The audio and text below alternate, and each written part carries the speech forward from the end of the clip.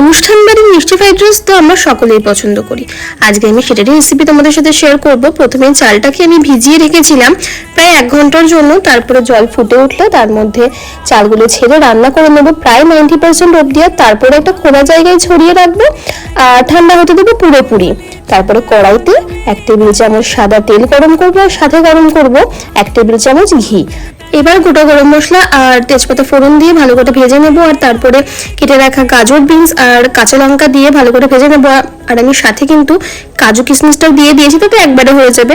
আর সবজি যাতে ভালো করে সেদ্ধ হয়ে যায় তার জন্য দিয়ে দেবো স্বাদ মতো নুন। ভালো করে ভাজা হয়ে গেছে আমাদের সবজিগুলো। এবার আগে থেকে পুরোপুরি ঠান্ডা হয়ে রাখা চালটা দিয়ে দেবো, মানে ভাতটা দিয়ে দেবো। আর উপর দিয়ে দেবো স্বাদ মতো নুন আর চিনির গুঁড়ো। সবসময় চেষ্টা করবো ফ্রাইড রাইসে কিন্তু চিনির গুঁড়ো ব্যবহার করতে, তাতে কিন্তু ফ্রাইড রাইসটা বেশি নাড়তে হয় না, ফলে চালগুলো ভেঙে যায় না। আমাদের অনুষ্ঠান বাড়ির মিষ্টি ফ্রাইড রাইস কিন্তু একদম রেডি হয়ে গেছে সার্ভ করার জন্য। Thanks for watching.